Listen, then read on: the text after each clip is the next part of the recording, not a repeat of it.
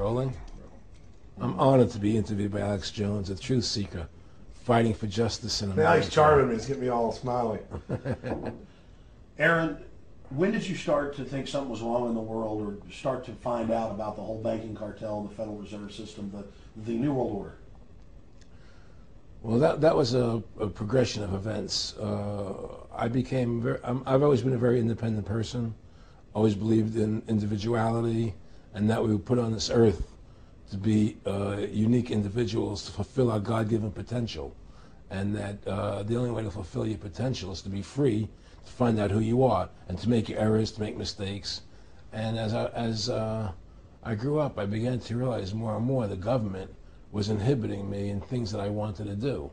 And what happened, I was very successful in the ladies' lingerie business. I worked for my dad. He had a small undergarment business, and I created the first ladies' bikini panties back in 1963, actually.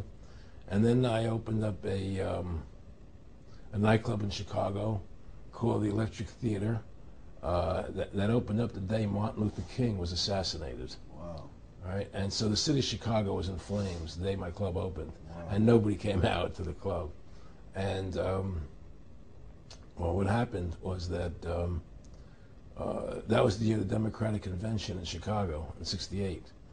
And so my club became a hangout for the hippies, you know, and because they wanted to go to Chicago and protest what was going on. And I was having a concert at my club one night to raise money, and the police raided the nightclub, my club, for no reason at all. And I was standing outside in my office overlooking the street, and I saw all these paddy wagons pulling up in front of my club. And I was a 24-year-old kid. You know, I had no experience at all, really. I said, what are these paddy wagons doing here? And then I saw all these cops getting out of the paddy wagons coming into my club. I said, oh my God, they're raiding me. And so I ran down to the stage, and I got on the stage, and I stopped the band from playing. And I said to the people in the audience, we're being raided, you know, so sit down on the floor, cooperate, and plot your identification and cooperate with the police. And as I said that, two of the cops from behind threw me onto the floor and grabbed me and started dragging me out of the club. I'm going, you know, victory, victory, you know, I'm playing it for all it was worth at the time. I was a kid, and then I saw the fire department there, and the fire department was dumping garbage cans, the garbage all over the floor. And I thought to myself, well, why are they doing that? You know, very quickly as they were dragging me out. And I didn't quite understand it. So they threw me into the paddy wagon. As I got into the paddy wagon, one of the cops grabbed my testicles from behind and squeezed, and I went into the paddy wagon in gigantic pain. And the next person that came into the paddy wagon, the cop, as he was stepping in, the cops took the billy club, smashed him on the head with it, and just split his skull, you know, for no reason. I mean, there was nothing wrong. So that was kind of your awakening. That was my awakening. Like, what is going on? I thought this was America. So I initially blamed it on Chicago and made a daily thing. It was Chicago. And anyway, it was the headlines of the newspapers the next day. You know, there was my picture in the newspapers, headlines, Electric Theater short-circuited, it was raided. And in the article, they went ahead and they said that the reason they raided the club was because the fire department came there and saw it was messy, full of garbage, and the hippies started attacking them, which was totally not true. Those dirty hippies? It was totally false. You know, it was a complete fabrication. So they ran a false flag on you. They framed you. Yeah, of course. You know, and I was in shock. I said, people lie like that? People actually do these things? I couldn't believe it. You know, it was an awakening to me. And I went on television, I told people on television that they lied. Nobody cared. Nobody cared what the truth was. You know, it was shocking to me. And then a week or 2 weeks later, I forget exactly what it was, two cops come to see me, a lieutenant and a sergeant, a captain and a sergeant. And they said, Mr. Russo, we're sorry if you got hurt that night at the club in the raid, but we're here to tell you that if you want to keep the club open, it's going to take $2,000 a month, and we're going to come see you once a month, and whenever we have to raid you, we're going to call you, you know, and we'll let you know we're going to come in tonight and raid you. This was mafia. Well, the police mafia, Yeah. you know. And actually, it was actually more interesting that they said, listen, there's the A plan, there's the B plan, and there's the super deluxe plan. And this one, of course, each one, of course, that much money a month. Which one do you want? What was the super deluxe? That's the one I took. That was a $2,000 a month plan. And I took that plan, and I paid them $2,000 a month, and they left me alone.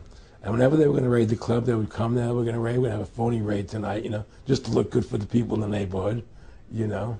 So that was your first big education? That was my education into corruption in government, you know, but I really thought that was basically Chicago. I didn't realize it was the whole country was like that. And so that was my wake-up call, that people lie and cheat and steal.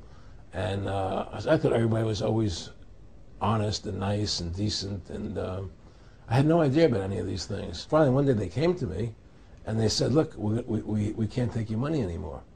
I said, why, what's up? What's going on? I said, we have to close your club. There's elections coming, and the alderman and the neighbor don't want you open anymore, so we can't take your money. So I had to go to court and fight them, and they were trying to close the club. And then one night there was a fire, and the club never reopened again. The club just closed, and that was the end of the club, and they burned me down. And that was the end of my experience. And then I moved back to New York, where I met Bette Midler, and I ran into her at a little nightclub she was playing called the Improv, and I thought she was fabulous. And through a series of events, I began managing her. And as soon as I started managing her, her career took off like a rocket. You know, it was just fortuitous, I guess. And we became very, very successful. And through managing Bette, I started producing shows on Broadway where I won the Tony, and I produced a television show where I won the Emmy with Dustin Hoffman and Bette, you know, and then I produced The Rose for her, where she got Academy Award nominations. Wow. And then that led me to producing Trading Places, which everybody knows. You know, I think it's the best Eddie Murphy movie. Well, it's a good one. I don't know if it's the best, but it's a really good one. And I'm very proud I made that movie. And so in my mind, I feel as if I've made a classic comedy in Trading Places, a classic musical in The Rose, and a classic documentary in Freedom to Fascism. You know, so I'm very proud of my work that I've done as a filmmaker. Back in the late 80s, I was a pretty big silver trader and gold trader. And I don't think I've ever told this story on tape before. I was a pretty big silver and gold trader. And I always paid my taxes, and I took what was a legal tax deduction on my silver trades. And a few years later, I think it was 88 or 89 or something, the IRS claimed that what I did, and other people did as well, was now illegal. We couldn't do it anymore. But they made it retroactive. I said, what do you mean retroactive? It was legal then. I did what was legal. I said, yeah, but now we're making it illegal retroactively. And that's not good. So you owe us $600,000 or $800,000. For what? It was legal. How could you make something retroactive? Change the law backwards in time. It makes no sense. Well, we're doing it. And so everybody said they can't do that. So we went to court, a class action lawsuit. And the judge agreed with the IRS and said they could do it retroactively. And that's when I knew that there was something wrong in America with the IRS and the system here, you know. Aaron, you were telling me this story last night, and before you even finished saying, in the late 80s, the tax law, I said retroactive. And I knew that because they literally ruined my dad, but he paid. He didn't know. He still thought this was America. And it was legal tax law, what you're supposed to do. They said retroactively you owe, and with, not just retroactive, but they said you also have penalties and interest. That's right. So how do you have penalties and interest on something when they retroactively change the law? Well, first of all, they can't retroactively. How can you do something retroactively? Penalties and interest are a farce. The whole thing, because they do whatever they want to do. And that's when I realized America is not America. It's not the land that I was taught it was. Because they can do whatever they wish to do, and there's nothing the citizen can do about it. Now, you've made America Freedom to Fascism. I want to walk through that film, and I want to encourage everybody out there to get a copy of it on DVD. It was also in theaters around the country, and I think the best film out there on the Federal Reserve and the IRS and the whole banker scam, and I want to discuss that with you here. But I wanted to go back a little bit to the point that we discussed last night, where you don't advise people to not pay. And I do the same thing. People say, well, wait, you're saying it's a scam, but you're saying go ahead and pay it. And I like the way you summed it up. Well, it's really fairly simple. I mean, since making that movie, you know, many people come to me and ask me whether they should pay their income taxes or not, you know, and I never advise people not to pay. And the reason I tell them, I say, look, I've done a lot of research. The Supreme Court has ruled that the IRS has no authority. The 16th Amendment did not give the IRS the authority to tax your labor and your wages. That's a fact. All right, the Supreme Court is the law of the land, you know, and the IRS does not trump the Supreme Court. However, that being the case, the fact is, if the mafia would come to you and say, we want $2,000 a month or we're going to hurt you, I would not advise you not to pay them, because you may get hurt by not paying them. Whether it's legal or not doesn't necessarily matter. You're going to get hurt if you don't. It's the same thing with the IRS. They can hurt you. They can put you in jail. They can torture you. So if you don't pay them, you may get hurt. So I never advise people not to pay. You know, I tell people, yeah, pay your taxes. Look what happened to Congressman Hansen. Yeah, Congressman Hansen's a great example. Pay your taxes. But you know what?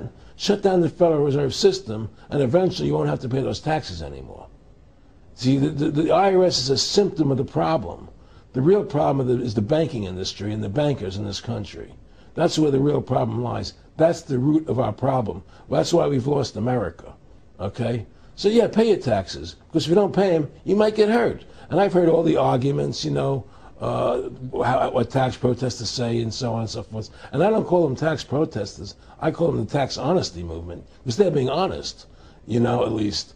But the fact of the matter is, you're being forced, you're being compelled to pay it, because you're facing jail sentences, you're facing time, you're facing corruption of the courts if you don't pay, right? And so you pay it, because you just like you'd pay the mafia. But with the mafia, at least you have the government to call and try and help you to get past the mafia, to protect you. Here you have nobody to protect you. The American people are living in a matrix. They don't understand the truth of how things are working in this country, you know? And let me give you an example of what I'm talking about. The very fact is that if you ask 100 people on the street, what kind of government is America supposed to be? 99% of them will tell you a democracy. America is supposed to be a democracy. But that's a lie. That's an illusion. The word democracy is not written into the Constitution at one time. It's not in the Bill of Rights. It's not in the Declaration of Independence. The Founding Fathers hated the idea of a democracy. They thought it was the worst form of government there is. And I agree with them. Because in a democracy, 51% of the people control 49% of the people. If you're part of the 49%, you're not free. America was founded as a constitutional republic. And in that constitutional republic that we have, 99% of the people can't take away the rights of 1%. You have your rights because you were born with them. You have God-given human rights that nobody can take away from you. The government, the majority, no matter who they are, I can't take away your rights. And that's what our founding fathers gave us.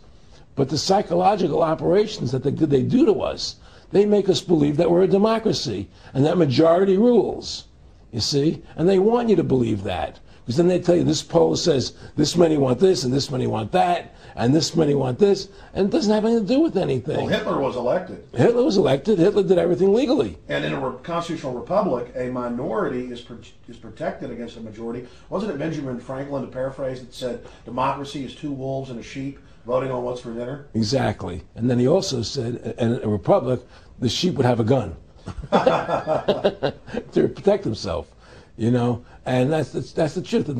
America's not a democracy, but you ask the most intelligent people what form of government America is supposed to be, they'll say a democracy. Because that's what they've been brainwashed. They've been psyoped into believing that. They believe that we're in Iraq. They believe we're in Iraq to promote democracy. The word democracy, you hear George Bush saying democracy means freedom. No, democracy equals New World Order. Democracy equals slavery. The word democracy is not synonymous with freedom. It's the opposite of freedom. Democracy is the worst form of government you can have because it's majority rule. And the government can tell you exactly what they want to tell you to do because the majority wants it. I don't care what the majority wants. I live my life as I choose. And if I don't commit violence, theft, or fraud against another human being, I can live my life as I wish. That's my choice. And if I'm allowed to make mistakes, because when you make mistakes, you learn from them. You grow as a human being. We're put on this earth to become the best individuals we can be, to fulfill our God-given potential, right? We're not here to put on this earth so that the government can tell us how to live our lives and what we must do. We put into these systems and these paradigms. No. The same thing in health. You know, if you're sick, you have to have a certain protocol. Nonsense.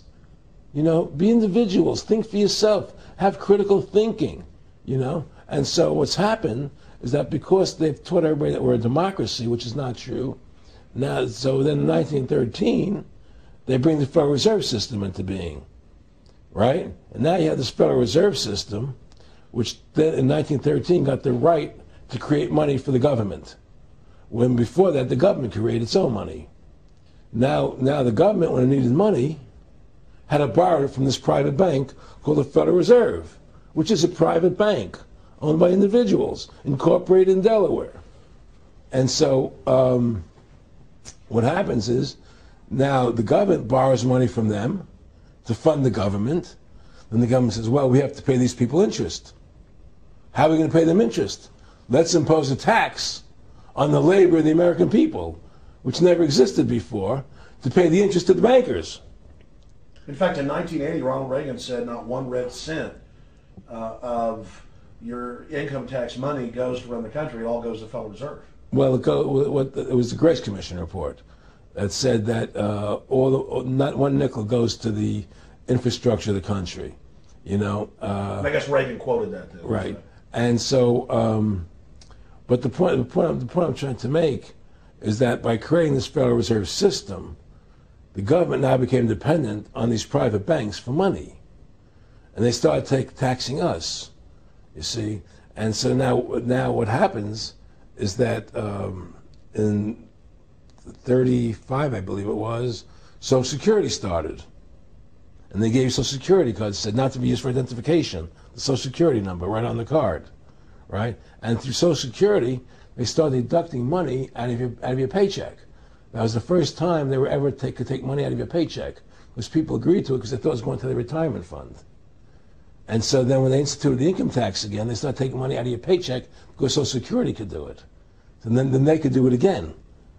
You see what I'm saying? And so now they've even taken control of the tax payment itself. I mean, literally like you're a slave, they're taking it right there when you make it. Exactly. They don't even trust the public enough to go send them and a pay it check. themselves, you know? Right. So they take it out automatically because they know people aren't going to want to pay it. So what's happened is that through the implementation of the Federal Reserve System, the government has become vested in these bankers, and they get their money from the bankers. And so then they impose a tax on us, which makes us more slaves, makes it more difficult for us to survive, right? Giving them more profits. And now what's happened is that through the Federal Reserve System, the bankers have pretty much taken control of our government. It doesn't matter Republican and Democrat anymore, because they're both the same. Neither one of them are talking about shutting down the Federal Reserve System or stopping the payment of taxes, you know, or any of the big issues that face Americans, right? So I had a friend, Nick Rockefeller, okay, who was one of the Rockefeller family, and he, when I was running for governor in Nevada, he came to me, introduced himself to me through an attorney, and we became friends. We started talking about things, and I learned an awful lot from Mr. Rockefeller. And one of the things that we used to talk about was the ultimate plan of the banking industry, what they wanted to accomplish. And the goals of the banking industry, not just the Federal Reserve System, but the private banks in Germany and England, all over Italy, all over the world, they all work together. They're all central banks, and they're all part of the Communist Manifesto.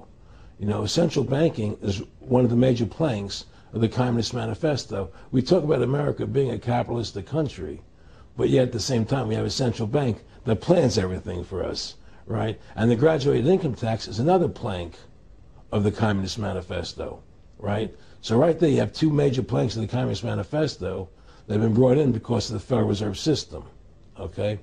So the ultimate goal that these people have in mind is the goal to create a one world government run by the banking industry, run by the bankers, and they're doing it in sections. The European currency, the euro, and the European Constitution is one part of it.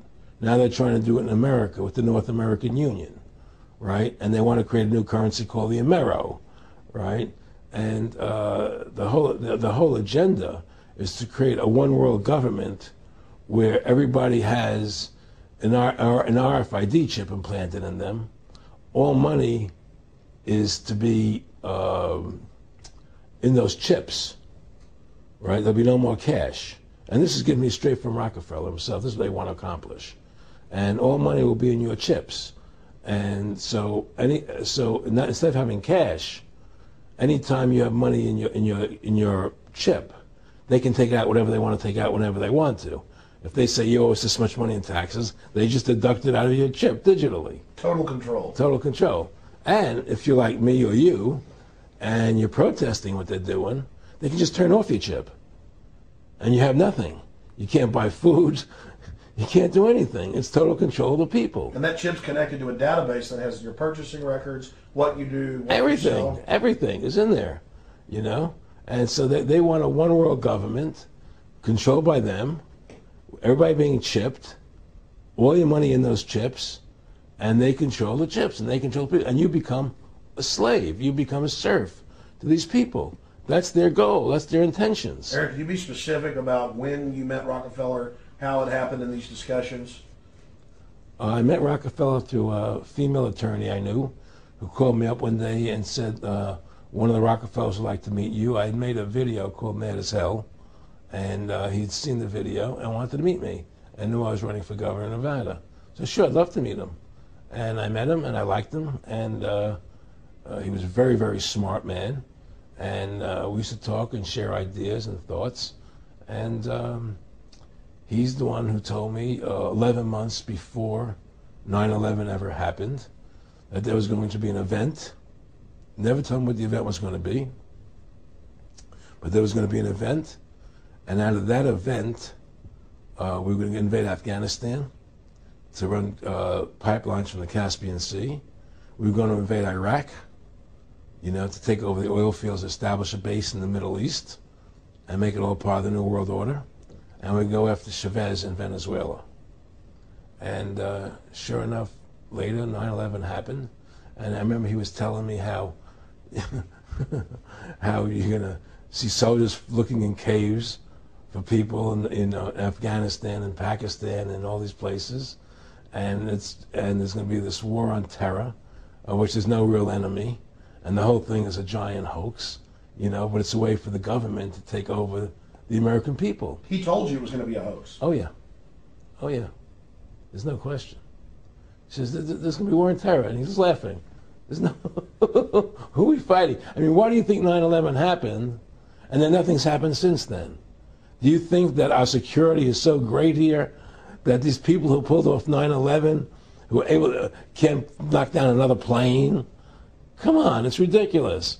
9/11 was done by people in our own government and our own banking system to perpetuate the fear of the American people into subordinating themselves to anything the government wants them to do.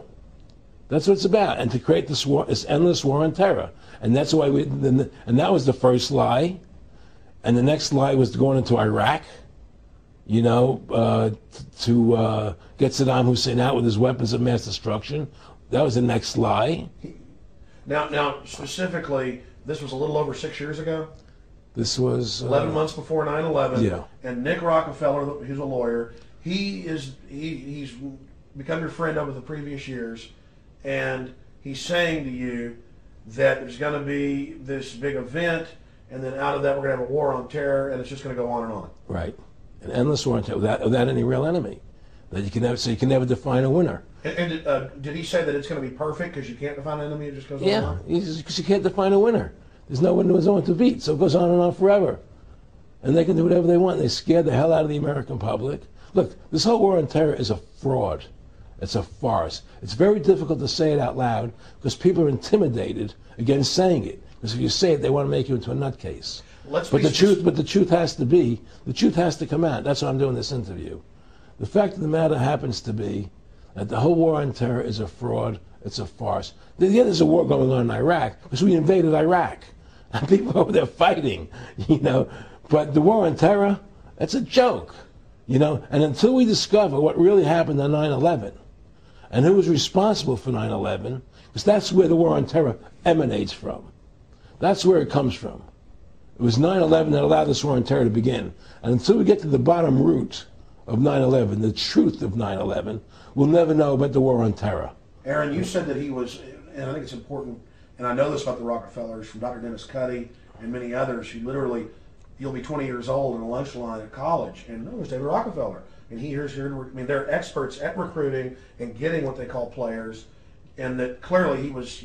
I mean, I want to make it specific and just get you to reiterate what you said last night about you got 30% of the vote. You were having an effect. You made mad as hell. They knew that you'd started the Constitution Party. Yeah. They knew that you were somebody who was taking action and getting things done. You'd already made some big films, had a lot of other successes. Right. So they were trying to recruit you, and didn't it come down to the point of, hey, we are here to recruit you, and don't worry, your chip's going to say, don't mess with us. You know, this guy's don't touch. Yeah, yes, that did happen. Now, I was definitely being recruited, but it's more subtle than that. Well, in your words, just go through the process, and then what he said. Well, what it is remember, we were friends, and we used to go to my house a lot. We'd have dinner, we'd talk. And he'd tell me about business investments, how you get involved in, you know, or they would help me with this business investment or that business investment. And was I interested in joining the Council on Foreign Relations? You know, I would have to get a letter to join them, but was I interested in that? And, you know, just stuff, you know, leading you on. And I used to say to him that I never really did that because that wasn't where I was coming from. You know, as much as I like you, Nick, you know, your ways and my ways, we're on the opposite side of the fence. You know, I don't believe in enslaving people, you know, and he would come back with, oh, I do? Or? Well, it would be more like, you know. It's better for them. Well, it's more like, you know,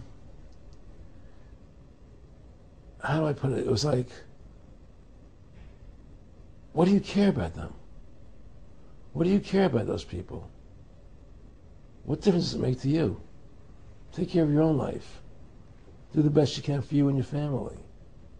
What do the rest of the people mean to you? They don't mean anything to you. They're just serfs. They're just people. You know, it was just a lack of caring, you know, and that's just not who I was. It was just sort of like cold, you know. It was just like cold, you know. And I used to say to him, what's the point of all this? You have all the money in the world you need.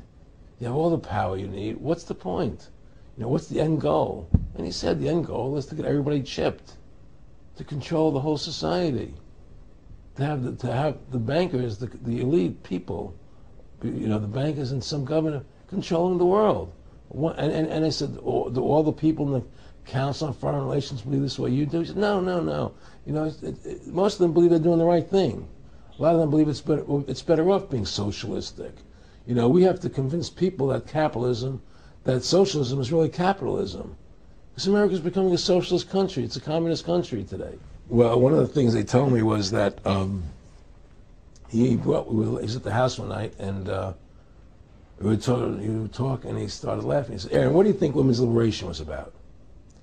And I said, I had pretty conventional thinking about it at that point. I said, I think it's about women having the right to work, getting equal pay with men, just like they won the right to vote, you know? And he started to laugh. He said, you're an idiot. And I said, why am I an idiot? He said, let me tell you what that was about. We, the Rockefellers, funded that. Let me tell you what that was about. We, the Rockefellers, funded that.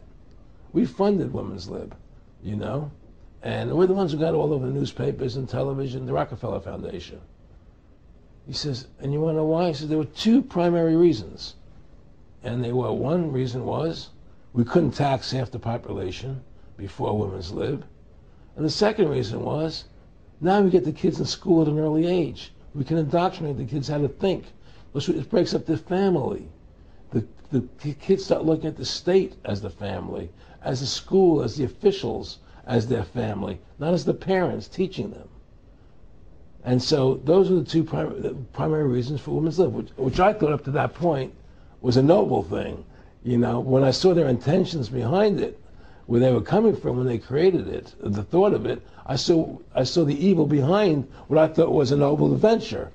Aaron, did you know that Gloria Steinem, in one of her own books, now admits the CIA funded Ms. Magazine? No, I had no idea about that. No, I never heard that. Yeah, we're going to... CIA funded Ms. Magazine? Funded Ms. Magazine with the stated goal of taxing women and breaking up the family. No kidding. I never heard that. Well, Nick told me. I mean, I know it, but not because I know the CIA was involved in it. Well, Gloria Steinem was proud of it. Oh, the CIA wanted to help me help women. No kidding. And so they funded it, yeah. And of course, it's divide and conquer. Right, and what they do is they focus in, obviously, on real problems. Women were getting shafted in many ways, but the elite wasn't planning to help them. They were planning to really shaft them and take men away from them. Look at what they did with black families. You only had about 10% illegitimacy 50 years ago in black communities, and now it's over 90%. And look at welfare. You were going to give you some money, but you can't have a man in the house. Right. And so that was further to degrade the family, Yeah. totally destroyed. And now illegitimacy is over 50% in the general population. Right. Well, see, the whole thing is these people control the money, so they make all the rules. You understand? And they put whatever rules they want into effect. And the truth is, America has really become a socialist, communistic country. And everybody says it's a capitalistic country. It's not a capitalistic country. You know, how could it be capitalistic when you have a central bank? That's the first. It can't be. You know, It's a planned economy. It's a planned economy. It's a phony. If they want to create prosperity, they just print dollars. They just make dollars or put digits into the economy, and then now you have prosperity. You don't have real prosperity. You don't have real manufacturing. You just have money being injected in. It's an infusion of credit, Which only makes the government go into more debt. Into more debt. My friendship with Nick Rockefeller was one where we expressed ideas to each other and thoughts and philosophies, and he wanted me to become part of what they were doing, and for me to become a member of the CFR, and offered various business opportunities for me to get involved in, and for me to not take up the fight or the battle that I've been taking up in the past. You know, to drop that idea, because what was the point of my fighting for the people? I was a guy who was very successful in the movie business, and I saw the truth of what was happening. I tried to express it to the people, and rather than having me express it to the people, they wanted me to join their side because I was a mover and a shaker, and rather than me opposing them, to join them. It was real simple, and he tried to recruit me into that situation, and I didn't go for it. Did he get angry when you didn't go for it? No. And, you know, it's like, you know, I remember one time he said to me, you join us, so you have an ID card, Aaron, you know, you have a chip, and your chip will say KMA on it. And I said, what does KMA mean? He said, it means kiss my ass. And anybody stops you, a cop or whatever, and you show them your card or your chip, and they'll know to leave you alone, because you're one of us, you know? And, you know, why are you fighting for the people for? What is that about? The people are just, you know, they have to be ruled. They have to be, you know, the Constitution, what you're standing for, is only for a few people. It's only a few individuals that can live that way, you know. And we believe that it's best for society to be ruled by an elite people who control everything. And I said, I don't believe that. You know, I believe God put me on this earth to be the best person I could be, and put everybody on this earth to be the best they can be, not to be a slave and a sheep to you and these people. And I don't understand why you want to control everything. What is the need for that, you know? And I asked them, do all the people in the Council of Foreign Relations feel the same way you feel? He said, no, a lot of them think they're doing the right thing. They think that socialism is the best way to go. They think that, you know, that they're doing the right thing. But the people at the top, they all know the truth of what's happening. And that's what it is. So it's compartmentalized within the elite structure as well. Of course it is. Of course it is. I mean, all the people that are in the CFR, was that 2,000 to 3,000 people? I forget what, like Dan Rather. They don't know what's going on. They join the CFR because it's prestigious. They think it's good for business, it's good for this. You know, they don't know what's really happening. You know, the evil that comes out of it, that's emanating out of it. You know, and to me, you know, the biggest evil is what's happening right now, because what happened on 9/11 is a phony, you know, and we've never learned the truth about 9/11. That's the question I wanted to follow up on. He tells you 11 months before there's going to be an event, all this is going to happen. What did you think on the morning of 9/11? Where were you, and did you think about Nick Rockefeller and what he had told you when you saw those towers fall? No, I was actually in Tahiti when 9/11 happened, and I got a call from my son, and my son said the Twin Towers, they were just attacked and they were falling down or something. So what are you talking? I was in Tahiti, I was asleep, and he says, yeah, they were hit by a plane, da da da da. And so where I lived, where I was in Tahiti, there was no television, so I had to run the other side of the island to a hotel where they had, and it was all on television, you know, and that's when I first saw the stuff on TV about it. And I didn't immediately equate it to Nick, you know, but when I realized that we were going to go into Afghanistan, Iraq, and as that developed, I realized what it was. I mean, to me, I see people like Bill O'Reilly on television, right? And I see how much they control the media. Like there was this girl on Bill O'Reilly the other night from an organization saying the world can't wait. And this girl was spot on. Everything she was saying was the truth.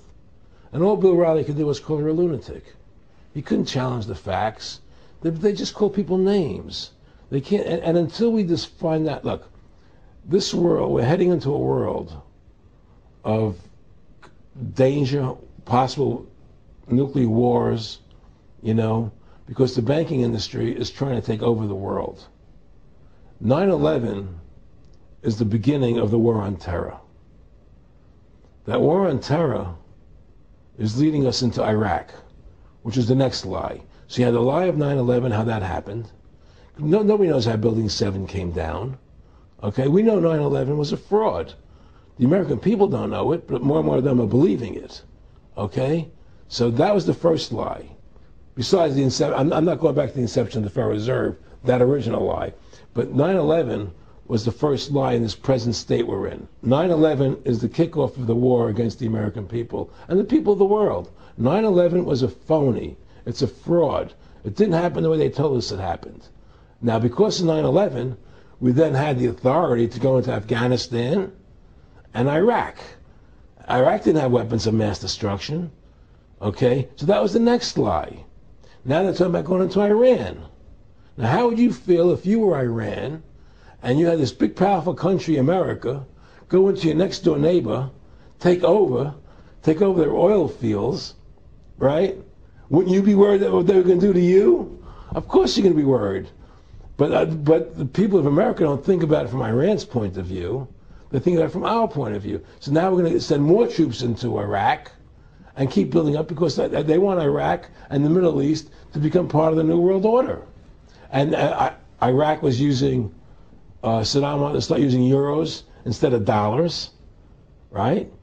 He was messing up their whole consumption. Iran wants to start using euros instead of dollars. They have. Okay?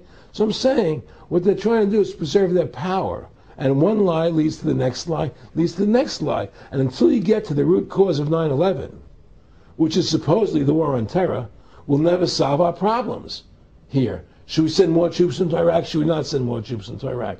Well, the truth is, the fact is, that it all goes back to this war on terror.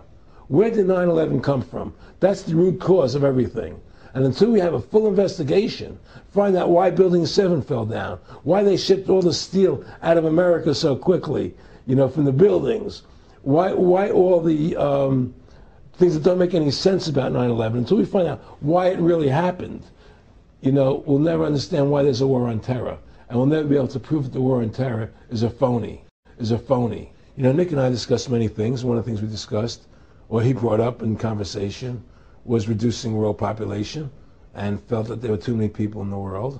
In a way, I agree, there are too many people in the world, but I don't think I have the authority to say who's going to die and who's not going to die, you know. But they felt that they wanted to reduce world population, and he felt that it should be reduced by half. He even mentioned to me once they were having a real problem trying to solve the Israel-Palestinian problem. And he talked to me once about they were playing with the idea of bringing Israel to Arizona, and taking all the people from Israel and giving everybody $1 million and setting up Israel in the state of Arizona. Unbelievable.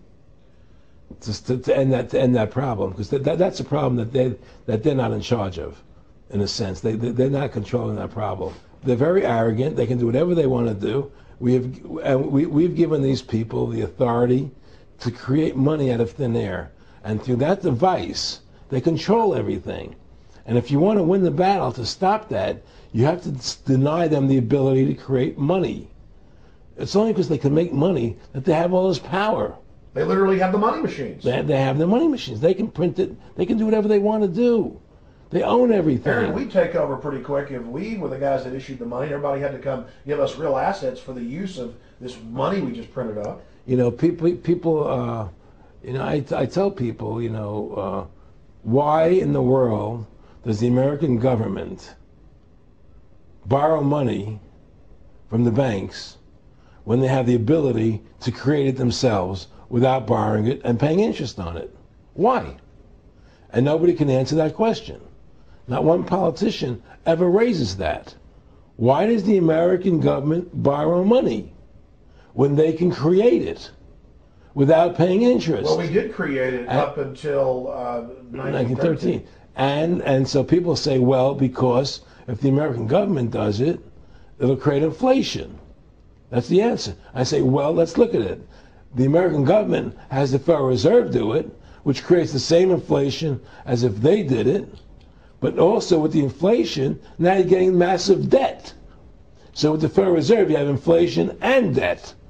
Now, if the American government made the money, backed by gold, which limited the amount they could make, you wouldn't have debt and you wouldn't have inflation. But inflation was only about 50% from the 1780s, I've looked it up, until the late 1800s. And then we had the central banks already trying to cause some panics, which they then used to push the Federal Reserve. And if we look at inflation since 1913 into 2007, it's exponential. In fact, a dollar is worth about 2 pennies to what it was worth in 1913. Former Federal Reserve Chairman Alan Greenspan doubled the money supply from 2000 to 2006. And then Edward Bernanke, the new Fed chief, came in and said he's going to double it again in the next 2 years. And then he said, now I'm going to make the money supply numbers secret. And so now we don't even know. Right. But the evidence is they are just, in the curve of inflation, it gradually grows. And then suddenly at a point, it goes straight up. And it seems we've it's now parabolic, reached, yeah. Parabolic. But the thing is that the only thing I disagree with you on from early 1800 to 1913, there was no inflation other than during the Civil War. When Lincoln was well, I'm talking about how much a dollar was worth, and I know it never changed. There was no inflation in that whole 100 years. There was no inflation. People knew what the money was worth. They could retire. They knew what it would cost them to live their lives out. There was no problem. It was only since 1913 when the Fed came in that we created massive inflation and massive debt. So then what you said earlier, then there really wasn't inflation. There was no inflation. So you don't get inflation when the government issues the money, at least in the U.S. history. Well, not if it's backed by gold. Well, exactly. But I'm talking about, and I did look this up, and I believe that if you look after the country was set up, and some of the things happened with Andrew Jackson and the rest of it, there were points where it spiked and there were manipulations. There were points, mostly during the Civil War. Yeah. And that's because Lincoln printed so much money to pay. Exactly. That's right. But once that ended, but basically there was no inflation other than that during that short period of time. A loaf of bread was a loaf, of course, the same thing. People could plan their lives. Today, they plan inflation. Now you have two parents working. They can't afford to pay for their family anymore. The kids are going to state-run schools now. The kids are being indoctrinated how to think. They're being given Ritalin. They're being given all these drugs. The whole country's being dumbed down. It's all because of the Federal Reserve System. And the Federal Reserve System and these bankers are responsible for the demise of America. And if we ever want to win this battle, you must shut down the Federal Reserve System. And we must shut down these bankers and restore sound money to this country. Will you talk a little bit about some of the families that own the private Federal Reserve, the stock in it? And I mean, obviously, you say you're not a big expert on Bilderberg Group, but you talk about how it's the same system worldwide. It is the same families. They meet and kind of set the policy each year, and then it goes to the Royal Institute of International Affairs in England, it goes to the CFR in the U.S., and then these are their management bodies where they wield control, really the de facto Congresses over the nation. So, I mean, I would like you to speak some about the families that own and run the Federal Reserve, and if you can't connect it into these other international bodies implicating it. I can't speak to those families because I can only speak about, you know, what I know for fact. Everything else is speculation, and I don't like to speculate. You know, I know about Rockefeller because I was friends with him. We talked about it, and I can tell you firsthand. What did Rockefeller tell you about the Federal Reserve and their family owning part of it? Well, he said the New York Fed is the main controlling interest of the Federal Reserve System. They control the bulk of it. So the New York Fed is really the Federal Reserve System. Even though there's 12 different banks, it's run by the New York Fed. And the New York Fed is basically the Federal Reserve System. So who's ever running the New York Fed is where, and the families that control it, control the New York Fed. And they're the main engine behind the Federal Reserve System. And that's a wing of the Bank of England. Well, the Bank of England and the Federal Reserve are partners, you know, and the Bank of England is a private bank, and so is the Bundesbank in Germany, and the Bank of all the banks of the G8 countries are all private banks. They're private central banks. And look, what happened in Europe? Didn't Europe vote down the European Constitution? Yes. They're still doing it. Didn't they vote down the euro? They're still doing it. They don't care what the people vote. They do whatever they want to do. What we want doesn't matter anymore. It's their agenda, it's their plans that matter. Isn't that prima facie evidence of a tyranny? Well, there's no question we're in tyranny. There's no question we're living in a world where the American citizen is no longer a free individual human being to do the things that they wish to do. You know, we're slaves, and it's getting worse. What do we got to do to bring these people down? In my opinion, you must shut down the Federal Reserve System. And I think that there has to be an uprising. There has to be an uprising. People have to stand up. I can't do it alone. You can't do it alone, Alex. And we need to get a majority of people, not a majority of people, but It was 5% won the war against the British, a highly motivated group. But I agree, people have got to get angry first. I mean, not just, yeah, we know it's corrupt and that lackadaisical. We got to get pissed. people don't seem to have the courage to do what they have to do, you know? I want to say you've got a lot of courage. Well, thank you. You know, I don't know if I have a lot of courage. I just have Well, I want to thank you for what you're doing for my family. well, I have a sense of conscience and I have a sense of justice. You know, I get nervous about what I do, but I do it because there's no other choice. You know, I couldn't live with myself if I didn't do it, you know? But the fact of the matter is, I mean, I've ostracized myself pretty much from Hollywood. You know, people are afraid to deal with me in Hollywood a lot because of what I do and the things I say. You know, I don't go along with routines. You know, a lot of people in Hollywood know the truth. They're not willing to stand up and speak about it. You know, and I know many of them have seen my movie, you know, and they know I'm right, and they won't talk about it because everybody's afraid. Everybody's afraid because they think that this money they get, these Federal Reserve notes, are really money, and they think they have a comfortable lifestyle, and they're afraid to change. You know, they're afraid to stand up for what's right. And until people are willing to stand up and have the courage to do what they need to do, it's not going to change. And hopefully, you know, what you're doing, what I'm doing, what other people like us are doing, can affect the change that people will stand up and say, hey, I've had enough. The thing is, we have one advantage, that they need us to cooperate. See, if we don't cooperate with them, they can't win. And so they always need our cooperation to go along with their programs. So they try to sell us. Right. They try to sell us. Democracy, this majority says this, believe in this, do that, do that. The war on terror, you know, we got to be scared. You know, they're always trying to do things to sell us that will go along with them. And once we learn not to cooperate with them, then we win the game. And that's the point. Don't cooperate with them. Don't go along with the program anymore. Stop it. Join forces. You and I should run for president and vice president and take over this country. and bring freedom back to this country. You know, that's what it takes. Like two people like you and I, statesmen, who believe in freedom, who believe in Thomas Jefferson and the Constitution and the founding fathers to make this country whole again. Because right now it's in the grip of the evil ones, you know. And the only way to stop that is for good men to stand up. What's Edmund Burke said? Evil can only thrive when good men do nothing. Yes. Right? We got to do something.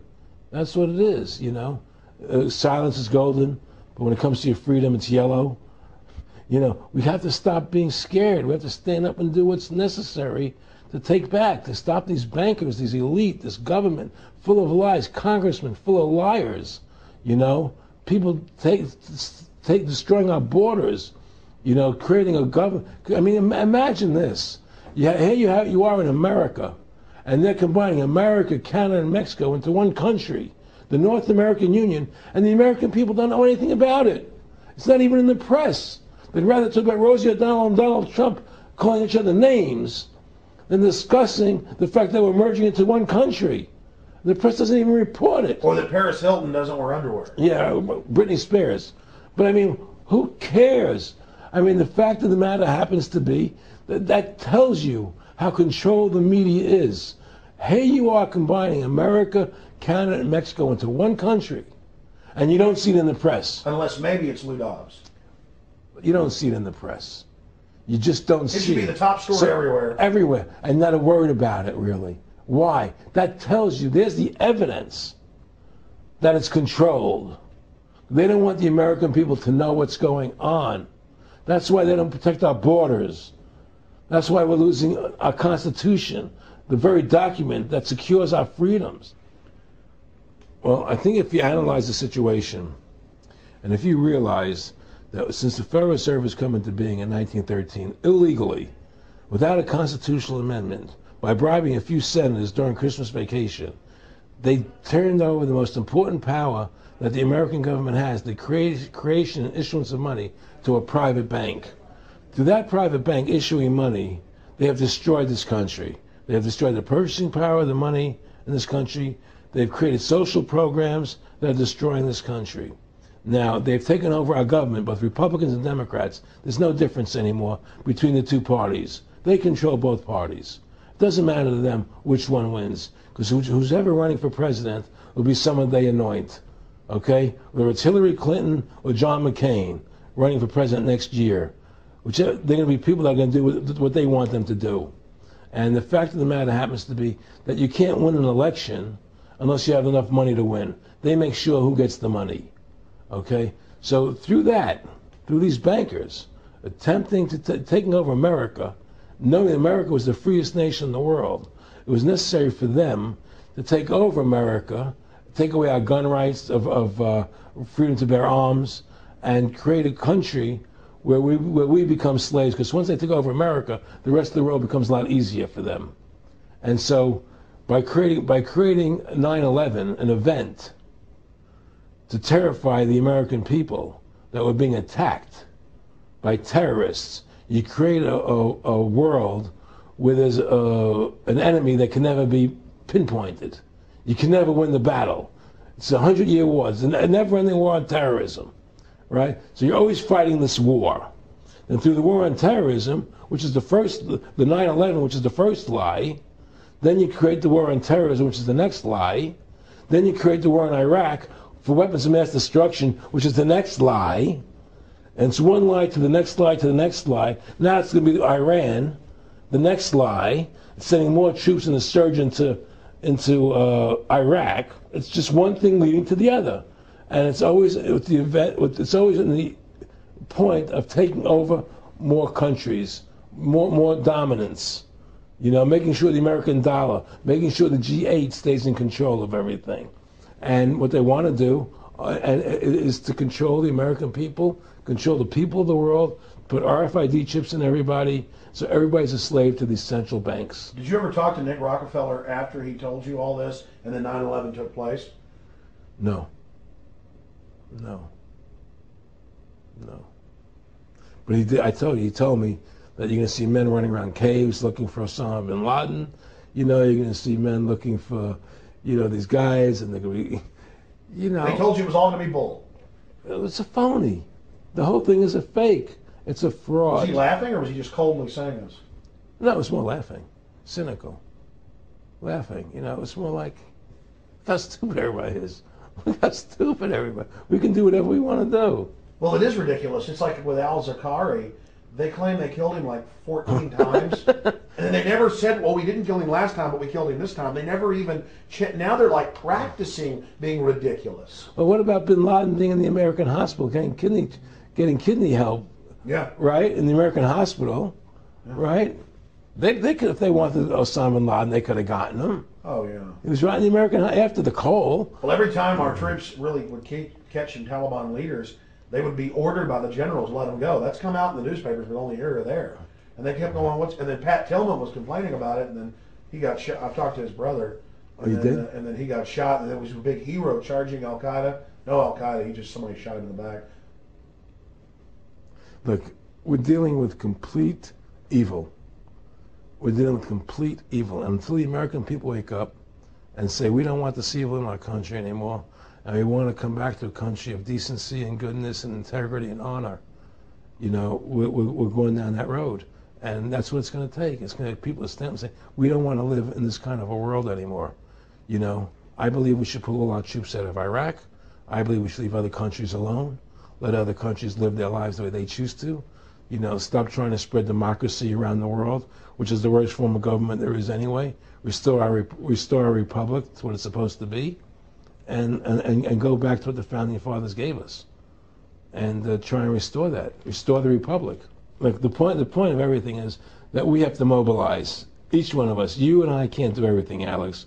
You and I may be leaders. We may be out there, and people listen to us, what we have to say, and follow us. But the truth of the matter happens to be, it takes all Americans to stand together, to stand tall, to mobilize and say, we're not going to take this anymore. I'm mad as hell. I'm not going to take it anymore. We're going to stand up and fight the battle. And you and I can't do this alone. We're just leaders of the thing. But other people have to join in with us and stand side by side, shoulder to shoulder, and say, I'm not going to take it anymore.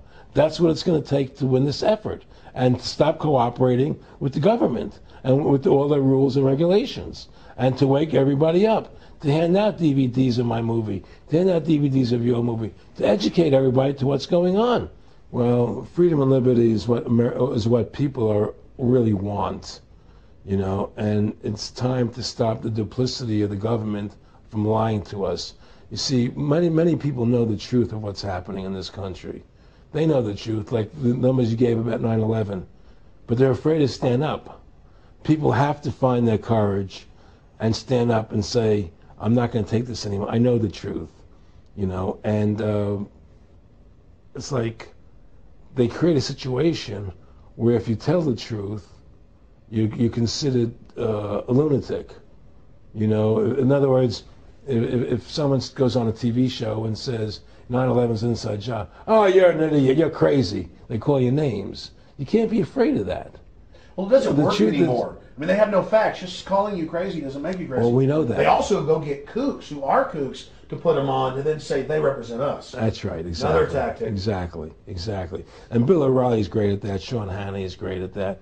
They just put people on who they can dominate, you know. But why do you think guys like that, they're not stupid? I mean, I've talked to people that know them. They know the truth. Why do you think they decide to join the evil? That has to be in their hearts.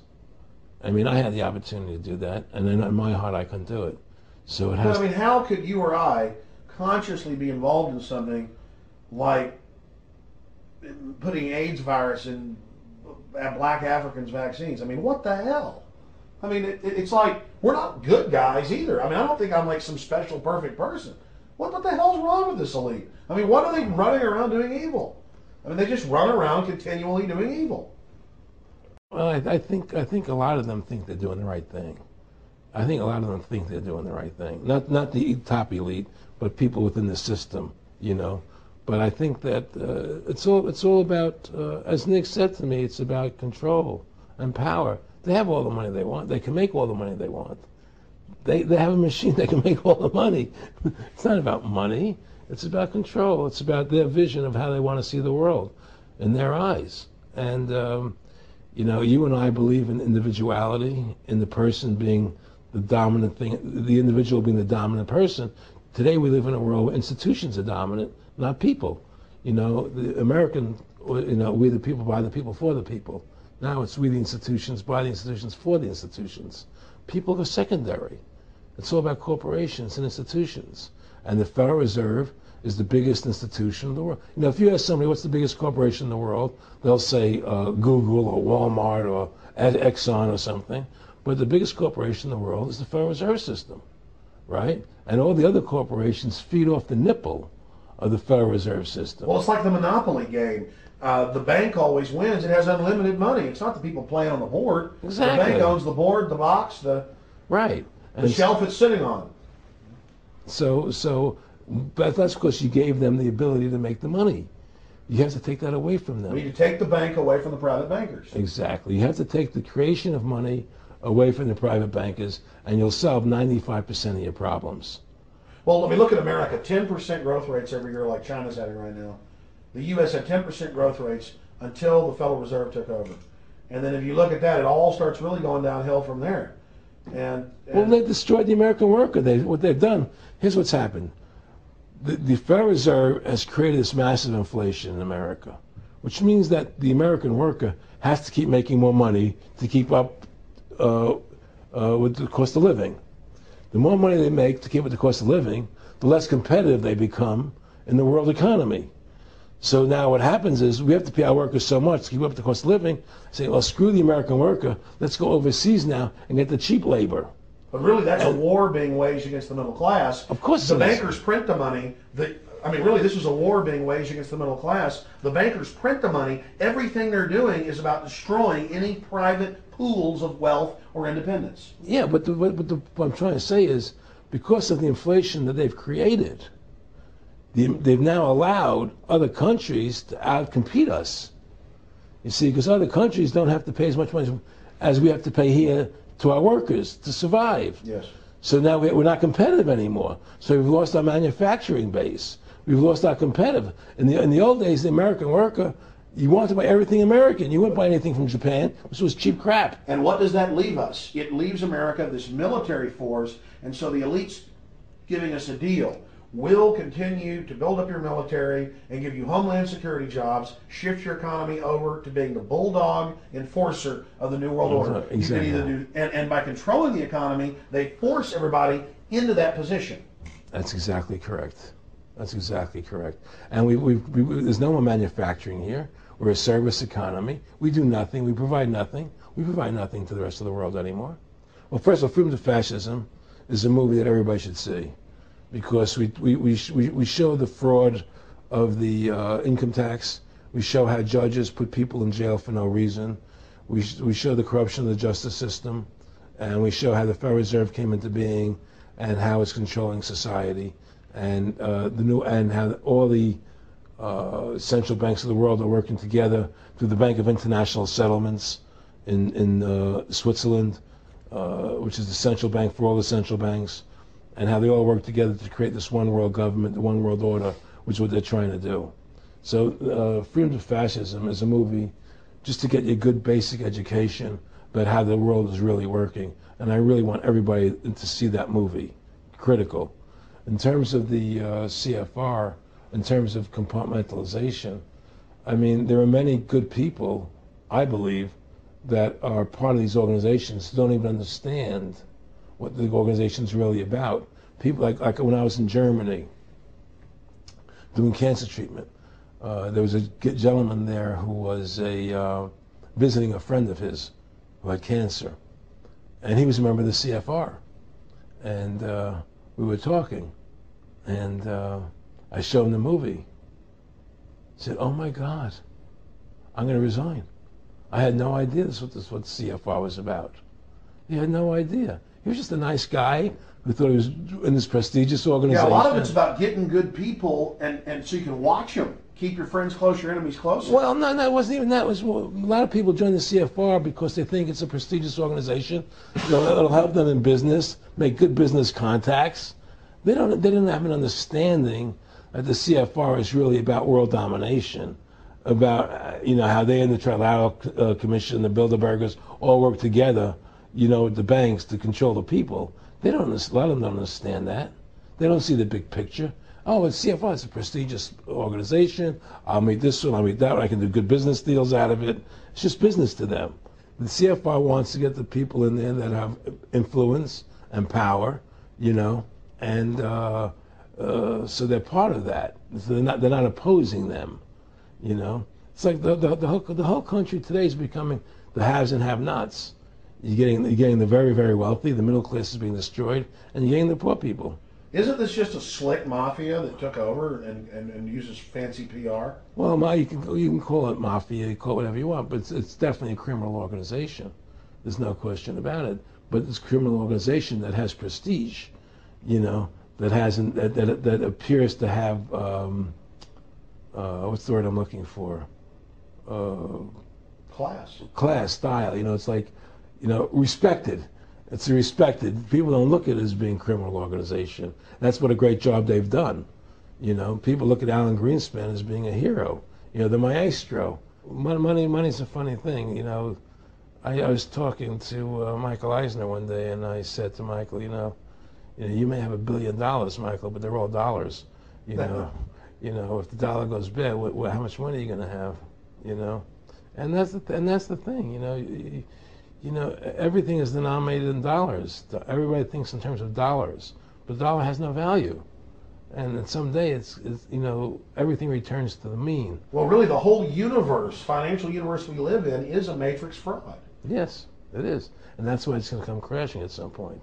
And they're going to try and hold up as long as they can. I mean, whenever they want to manipulate the markets, they can. If they want to send the price to go down lower, they can. If they want to send the stock market up, they can. They do that. There's no more free markets. You don't live in a society where free markets rule anymore. You don't live in a capitalistic society. But meanwhile, they say it's capitalistic right. and free market all day, when really they're waging war financially and politically. Exactly right. Aaron Russo, I want to thank you for this interview. Anything else you want to add? No, I'm happy to do it for you. How about your website?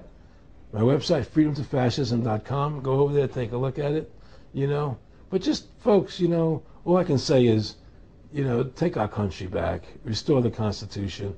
Don't let these bankers do this to us anymore. Stand up, don't be afraid of them, and do what you got to do, And I have plans in the works, and when I get over my problems, we'll reveal them, And well, I'll be supportive of that. Thank you, Alex. And listen, you've done a great job alerting people to the truth, and in other words, don't be afraid to be ridiculed by these people. If 9/11 was a phony, and I know it was, then stand up and say it's a phony. Don't be scared to tell the truth. Don't allow their powers of trying to make you look silly to frighten you. What did you think of what Charlie Sheen did? I love what Charlie Sheen did. I was so respectful of what he did. I just applauded him. People saw right through that attack. They flipped a light switch when they went after him. Yeah, but they don't. You see, the thing is that more people don't come out and do it. To build that wave. Charlie did it. I'm really proud of the guy. David Lynch did, but the media was smart and didn't bite this time. They ignored it. Right. I mean, a few people have, but they're not picking up on it because they control the media. James Brolin did on The View. I heard that as well. But again, they're not picking up. Barbara Walters looked like she's about to have a heart attack. But they don't pick up on it. You see, they don't allow it to go anywhere. It comes if someone says something, they let it die. But they keep perpetuating, the war on terrorism. They keep perpetuating all these things that are lies. And because we've given the Federal Reserve the money-making power, they control the media, they control the government, and they're all in bed together. So you're fighting all this propaganda all the time, and it's a very difficult fight.